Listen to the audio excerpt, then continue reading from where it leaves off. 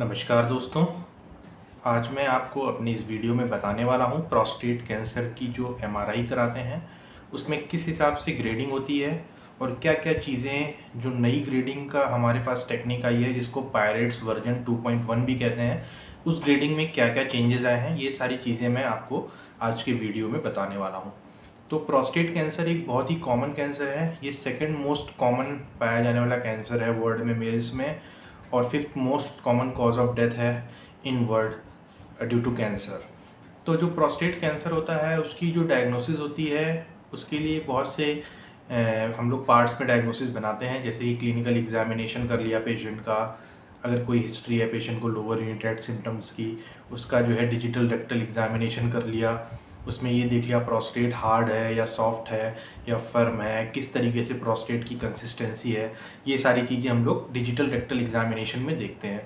फिर हम पेशेंट का पीएसए लेवल करा लेते हैं। अगर पीएसए लेवल बहुत ज़्यादा हाई आ रहा है, बहुत ज़्यादा एबनॉर्मल आ रहा है, तो उसमें भी हम प्रोस्टेट कैंसर का सस्पिशन लेकर के पेशेंट का आगे वर्कअप करते हैं। उसके बाद हम कुछ और भी टेस्ट कराते हैं, जैसे कि हम मल्टी पैरामेट्रिक एमआरआई, जो कि आज के टाइम में नया इन्वेस्टिगेशन है, नॉन इन्वेजिव इन्वेस्टिगेशन है, जिसमें हम इजीली प्रोस्टेट कैंसर की डायग्नोसिस बना सकते हैं, स्टेजिंग कर सकते हैं और फॉलोअप कर सकते हैं। और भी नए तरीके के एक टेस्ट आए हैं जिनको कहते हैं कि प्रोस्टेट स्पेसिफिक एंटीजन जो होता है पीएसए, उसको जो है पीएसए में सेल्स होती हैं, पीएसए में प्रोड्यूसिंग सेल्स होती हैं, वहाँ रिसेप्टर्स होते हैं पीएसए में के, तो वहाँ पे काफ़ी ज़्यादा होते हैं। तो उसके हिसाब से हम लोग पीएसए में पेट भी कराते हैं। जो पेट स्कैन होता है वो प्रोस्टेट के लिए अगर स्पेसिफिकली हम लोग कराते हैं तो पीएसए में पेट भी करा सकते हैं प्रोस्टेट के लिए, या फिर प्रोस्टेट की बायोप्सी भी करा सकते हैं अगर हमको डेफिनेटिव डायग्नोसिस चाहिए होता है तो आज हम लोग जो डिस्कस करेंगे वो मेनली एमआरआई का डिस्कशन करेंगे। तो जो प्रोस्टेट में हम एमआरआई कराते हैं वो मल्टी पैरामेट्रिक एमआरआई होता है, जिसको कि एमपी एमआरआई फॉर प्रोस्टेट भी कहते हैं। तो अगर हमारे पास जो पेशेंट्स आते हैं कुछ ग्रे जोन में आते हैं, जैसे कि जिनका पीएसए 4 to 10 के बीच में होता है, या डायग्नोसिस नहीं बन पा रही है, या पेशेंट कोई भी इन्वेजिव टेस्ट नहीं कराना चाहता है, नॉन इन्वेजिव टेस्टिंग के थ्रू अपना प्रोस्टेट का कैंसर डायग्नोस कराना चाहता है, तो उस केस में हम लोग जो है एमपी एमआरआई करवाते हैं। तो एमपी एमआरआई के बेसिस पे जो पहले ग्रेडिंग होती थी वो पायरेट्स ग्रेडिंग होती थी, ओल्ड वर्जन था। उस ग्रेडिंग को अभी मॉडिफाई करके न्यू वर्जन लाया गया है पायरेट्स का, जिसका नाम है पायरेट्स वर्जन 2.1। तो जो डिस्कशन होगा आज का, हम यही डिस्कशन करेंगे कि जो पायरेट्स वर्जन 2.1 है वो ओल्ड पायरेट्स से कैसे डिफरेंट है। तो जो एमपी एमआरआई होता है उसमें कई पार्ट्स होते हैं एमआरआई के, कई तरीके होते हैं एमआरआई करने के, अलग अलग तरीके के 3-4 तरीके के एमआरआई होते हैं जिनके हम एक साथ कोलैबोरेशन करने के बाद फिर डायग्नोसिस बनाते हैं। तो पहला जो एमआरआई होता है उसमें हम 2 पार्ट में डिवाइड करते हैं एमआरआई को। एक तो मॉर्फोलॉजिक असेसमेंट करते हैं प्रोस्टेट का, दूसरा फंक्शनल असेसमेंट करते हैं।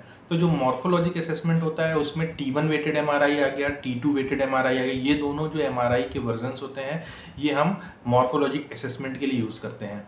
फंक्शनल असेसमेंट के लिए हम लोग जो यूज़ करते हैं वो है डायनेमिक कॉन्ट्रास्ट एनहेंसमेंट कर सकते हैं, DCE। दूसरा हम लोग कर सकते हैं डिफ्यूजन वेटेड एमआरआई कर सकते हैं। तीसरा जो होता है वो MR स्पेक्ट्रोस्कोपी होता है, लेकिन मोस्टली जो हम लोग normal day to day prostate की डायग्नोसिस के लिए एमआरआई कराते हैं उसमें MR स्पेक्ट्रोस्कोपी को नहीं यूज़ करते हैं।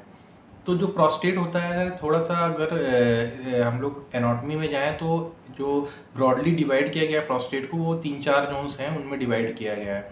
तो ब्रॉडली सिर्फ डायग्नोसिस के लिए मैं बता रहा हूँ, वरना आइडली तो फिर अगर जाएंगे एनाटॉमी में तो काफ़ी लंबा हो जाएगा। तो अभी ब्रॉडली मैं बता रहा हूँ आसानी से समझने के लिए कि प्रोस्टेट का एक सेंट्रल जोन होता है, जो सेंट्रल ग्लैंड होती है उसमें पेरीयूरेथ्रल ग्लैंड जो होती है, और सेंट्रल जोन होता है उसको हम कलेक्टिवली एमआरआई के बेसिस पे हम लोग सेंट्रल जोन कह देते हैं। एक पेरिफेरल जोन होता है, जिस जोन में सबसे ज़्यादा प्रोस्टेट कैंसर मिलता है उसको पेरिफेरल जोन कहते हैं। एक ट्रांजिशनल जोन हो गया है जिसमें कि सबसे ज़्यादा बिनाइन प्रोस्टेटिक एनलार्जमेंट होता है या BPH होता है, वो जोन को हम ट्रांजिशनल जोन कहते हैं। तो अगर एक पेशेंट हमारे पास ऐसा आया जिसका हमने वर्कअप कराया और हमें इस लेवल तक आना पड़ा वर्कअप में कि मल्टी पैरामेट्रिक एमआरआई हमें कराना पड़ रहा है, तो हम जब एमआरआई की रिपोर्टिंग करते हैं तो उसमें हम क्या क्या चीज़ें देखते हैं, ओल्ड वर्जन से न्यू वर्जन कैसे डिफरेंट है। तो हम पहले तो 5 ग्रेडिंग होती है पायरेट्स की, पायरेट 1, 2, 3, 4 और 5। तो जो ट्रांजिशनल जोन होता है और पेरिफेरल जोन होता है दोनों को हम लोग अलग अलग रखते हैं, उनकी अलग अलग ग्रेडिंग होती है।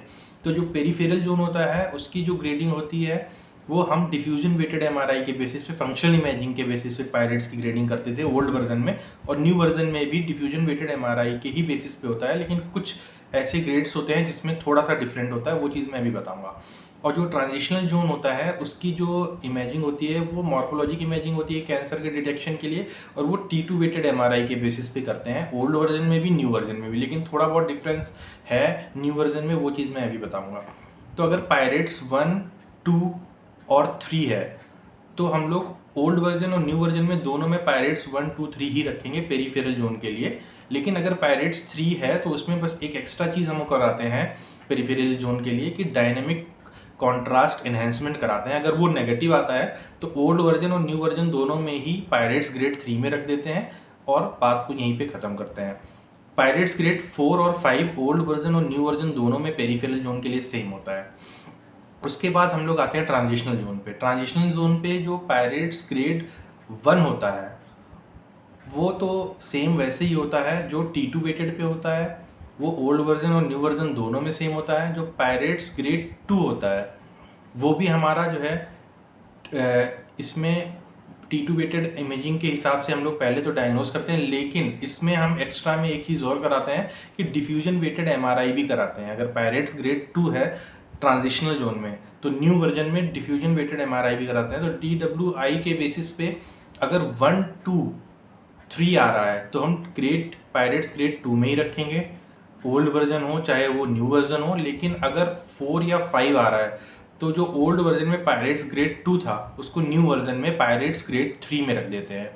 अब पायरेट्स ग्रेड 3 पे आते हैं। जो पायरेट्स ग्रेड 3 होता है ओल्ड वर्जन में TT वेटेड एमआरआई के बेसिस पे हम लोग उसको पायरेट्स ग्रेड 3 बोलते थे, लेकिन न्यू वर्जन में क्या करते हैं फिर हम दोबारा से उसका डिफ्यूजन वेटेड एमआरआई इमेजेस देखते हैं।